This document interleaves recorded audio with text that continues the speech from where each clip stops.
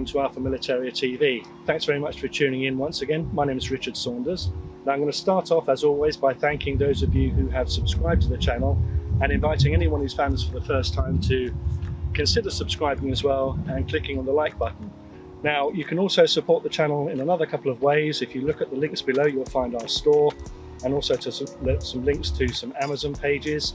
And also if you go onto www.alphamilitaria.com, you'll find our website where there's a whole bunch of rifle reviews, scope reviews, and some other articles as well, all on airgunning. Now, we have reviewed quite a few rifles and scopes on the channel over the last few months. And I think this is the first time we've done something other than rifles and scopes. We're looking at trigger sticks or tripods, specifically the Primos products. Now, these tripods seem to be the most popular shooting sticks for air gunners, and obviously for other shooters as well. And for good reason, because they're very versatile, very well made, and they absolutely do the trick in terms of giving you a stable platform to shoot from. Now there are two versions of it currently. There's the Gen 2 model, which is this one here, then there's the Gen 3, which is this one here. Now they're both on sale currently at the moment, and prices do seem to vary. If you scout around the internet, you can find these for about 110, 115 quid, maybe a little bit more. But the prices I've seen them on sale for 150, 160. And the same with these, the Gen 3s. I've seen these on sale for about 130 quid, right up to 170 quid or even more. So it's really worth looking around to find a good price. Now I bought these ones, the Gen 3, from one of the Amazon stores that we've linked below for 136 quid. Now, the reason why I thought we'd do this video is that there is a very subtle difference between the two, but it's quite a significant one.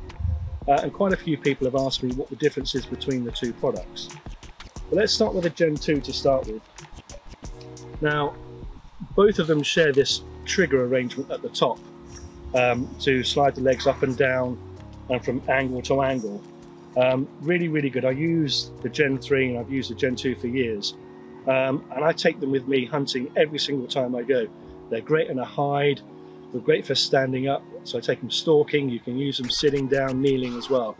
Really, really good. Now the issue that I always had with the Gen 2 is that the legs sort of work independently of each other, and they will sort of settle in different positions. It's very easy in the dark to sort of have your legs sort of all cockeyed and try and sort of work out where everything is. And you know, you get sort of end up with two legs on one side and one out here like this. Yeah, it's easily resolved in daylight, obviously, because you can see what you're doing. But at night, when you've got a rifle over your shoulder, perhaps you're carrying a spotter or something as well, you know, it's a bit of aggravation you can do without. Compare that though to the Gen 3, and I'll show you all this stuff up in close-up as well. But the Gen 3 has a collar up here. And what that does is it restricts the extent to which the legs will move. So if you put them down, they won't move any further than that. And they won't move to the side independently. You know, once you deploy the legs, they will only deploy in one position and they're nice and solid. And then also you can adjust up and down and side to side like you can with the Gen 2s. Now the advantage of that is that in the dark, you know, it just removes that little bit of confusion. And what I tend to do is when I'm stalking around, you know, I'll have my stick set at the height I know I'm roughly going to be shooting at. And then it's just a case of putting the front leg down first and putting the other two out. And then I know that the legs are all equally distanced apart from each other and it's nice and solid. Now, that's fine when you want to shoot from standing up. But if you want to shoot from a sitting down position, obviously you need the legs to splay out much more widely so that you can get down further. And that's the real beauty of this Gen 3 model, because you get this collar at the top here, and in the sort of the standard position upright, the collar is in one position to hold those legs in that locked position for standing up. If you want to get down lower, you simply rotate this collar at the top, and then the legs will pull out much more, you know, to a much greater extent, and allow you to get right down nice and low. And I've used these for sitting on the floor, and they deploy, you know, absolutely fine. and then when you move the legs back again, that collar will snap back into the original position. So really, really good. Now both of these are about the same height. This is the tall, these are the tall models of the sticks. So they're about the same height. You can also get these as a bipod, so 2 legs, or a monopod as well with just 1 leg, but it seems to be that the most popular configuration is this tall model with the 3 legs. Now then, what I'll do next is we'll zoom a little bit closer and I'll show you some of the fittings, some of the difference to the fittings on these 2 sticks. So these are the Gen 2, and as you can see, there's a nice sort of ridgy yoke up here for you to rest your rifle in. But by unscrewing this green part, you can remove this yoke and fit any other kind of gun rest to it. As you can see, it's threaded at the top here, and that thread will enable you to attach a spotting scope or a camera, something like that, directly to the top here, which is great. But compare that to the Gen 3.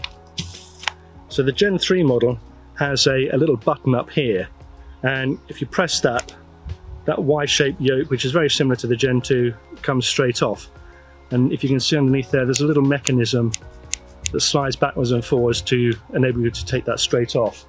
And then you get with your pack a little plate here which screws onto, again, a camera, a spotter, something like that. And now I've got it attached to a clamp, and it's then just simply a case of pushing that button in again, locating that plate into the fastening, and then you can attach your accessory, be it a scope, a spotter, or a saddle like this one, to shoot as well. Now, one thing that the Gen 2 has that the Gen 3 doesn't is this little catch up here, and with it pushed in, the legs will slide around, you know, when you push the trigger. But if you flick this catch, that will lock the legs so that they won't go up and down, and obviously prevent you moving them inadvertently when you're on target. Now the Gen 3 doesn't have that. Instead, it has a little catch up here. You see that? And if you push that out, oops, that's the Gen 2 falling on the floor, then that will allow you to operate this, this catch up here. But if you push that all the way up and in, then that stops that catch working and locks your yoke into the catch at the top there.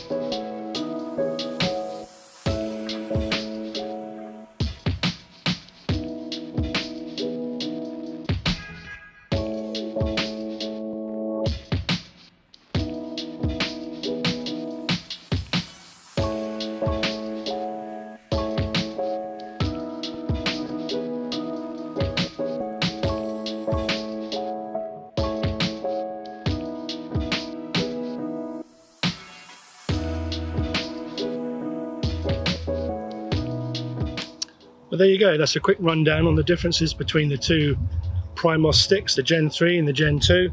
Both great products. I give the Gen 3 a little bit of an edge because of this yoking system, but hopefully you found that useful. If you did, please hit the like button and consider subscribing. And if you'd like more information on a whole bunch of airgunning topics, you can check out our website, alphamilitaria.com. And if you'd like to buy one of these 2 products, you can check out the links below to some Amazon stores that stock them both. Thanks for watching.